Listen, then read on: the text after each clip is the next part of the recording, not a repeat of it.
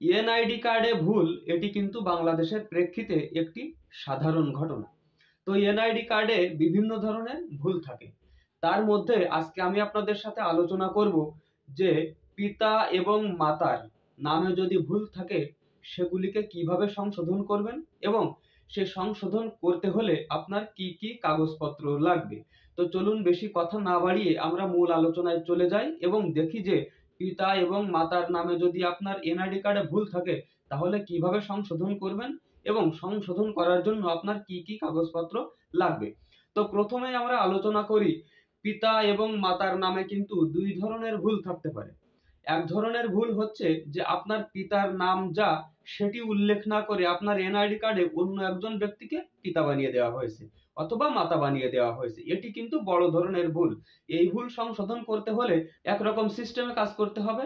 আবার আপনার পিতা এবং মাতার নামে যদি বানানজনিত ভুল থাকে, অর্থাৎ আকার একার ওকার বা বিভিন্ন ধরনের বানানজনিত সমস্যা থাকতে পারে, এই ধরনের যদি ভুল থাকে তাহলে কিন্তু আপনাকে একভাবে সংশোধনের জন্য আবেদন করতে হবে। তো আজকে আমরা আলোচনা করব আপনার পিতা অথবা মাতার নামের বানানে যদি ভুল থাকে তাহলে কিভাবে সংশোধন করবেন আর সংশোধন করতে হলে আপনার কি কি কাগজপত্র লাগবে। আপনারা ডিসপ্লেতে দেখতে পাচ্ছেন যে এখানে লেখা হয়েছে জাতীয় পরিচয়পত্রে পিতা বা মাতার নামের বানানের মুদ্রণজনিত ভুল সংশোধনে প্রয়োজনীয় ডকুমেন্টস। তো এখানে প্রথমে বলা হচ্ছে যে শিক্ষাগত যোগ্যতা থাকলে, অর্থাৎ আপনি যদি শিক্ষিত হন বা আপনার যদি কোনো সার্টিফিকেট থাকে তাহলে আপনার এক ধরনের কাগজপত্র লাগবে। আর আপনি যদি শিক্ষিত না হন বা আপনার যদি কোনো ধরনের কোনো সার্টিফিকেট না থাকে তাহলে এক ধরনের কাগজপত্র লাগবে। তো প্রথমে আমরা আলোচনা করব যে শিক্ষাগত যোগ্যতা যদি আপনার থাকে বা আপনি যদি শিক্ষিত হন তাহলে কি কি কাগজপত্র লাগবে। তো এখানে বলা হচ্ছে প্রথমেই পিইসি বা জেএসসি বা এসএসসি বা এইচএসসি বা অনার্স বা মাস্টার্স বা সমমান পরীক্ষার রেজিস্ট্রেশন কার্ড, অ্যাডমিট কার্ড অথবা মার্কশিট। তারপরে বলা হচ্ছে পিতা অথবা মাতার জাতীয় পরিচয়পত্র। আপনি যদি পিতার নামের বানান সংশোধন করতে চান তাহলে পিতার জাতীয় পরিচয়পত্র লাগবে। আর মাতার নামের বানান সংশোধন করতে চাইলে আপনার মাতার জাতীয় পরিচয়পত্রে কপি লাগবে। জাতীয় পরিচয়পত্র যদি আপনার পিতার বা মাতার না থাকে তাহলে সেই ক্ষেত্রে কিন্তু তাদের পাসপোর্ট লাগবে বা জন্ম সনদ লাগবে। তারপরে বলা হচ্ছে ভাই বা বোনের জাতীয় পরিচয়পত্রের কপি বা জন্ম সনদ বা শিক্ষা সনদ। এবার দেখি শিক্ষাগত যোগ্যতা না থাকলে আপনার কি কি কাগজপত্র লাগবে।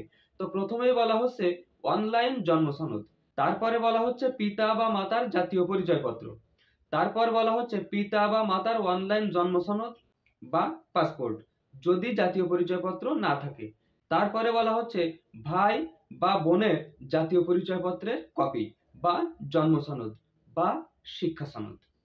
তাহলে আপনারা এখানে দেখলেন যে আপনি যদি পিতা বা মাতার নামের বানানের ভুলজনিত সমস্যা সমাধান করতে চান বা সংশোধন করতে চান তাহলে কিন্তু এই কাগজপত্রগুলি আপনার লাগবে। এখানে আমি উল্লেখ করে দিয়েছি যে শিক্ষাগত যোগ্যতা যদি আপনার থাকে তাহলে কি কি কাগজপত্র লাগবে আর শিক্ষাগত যোগ্যতা যদি না থাকে তাহলে কি কি কাগজপত্র লাগবে। আপনারা এই কাগজপত্রগুলি সংগ্রহ করবেন। এই কাগজপত্রগুলি সংগ্রহ করার পরে সরাসরি আপনারা উপজেলা নির্বাচন কমিশন অফিসে চলে যেতে পারেন অথবা উপজেলা নির্বাচন কমিশন অফিসের পাশে যে দোকানগুলো রয়েছে ইন্টারনেটের দোকান, সেই ইন্টারনেটের দোকানে গিয়ে কিন্তু আপনারা সেখান থেকে আবেদন করতে পারবেন।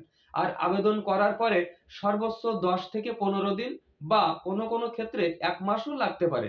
তো আশা করা যায় 1 মাসের ভিতরেই কিন্তু আপনাদেরকে জানিয়ে দেওয়া হবে যে আপনি যে কাগজপত্রগুলি জমা দিয়েছেন বা ডকুমেন্টসগুলি জমা দিয়েছেন তার প্রেক্ষিতে আপনার পিতা বা মাতার নামের বানান আপনার জাতীয় পরিচয়পত্রে সংশোধন করে দেওয়া হবে নাকি হবে না।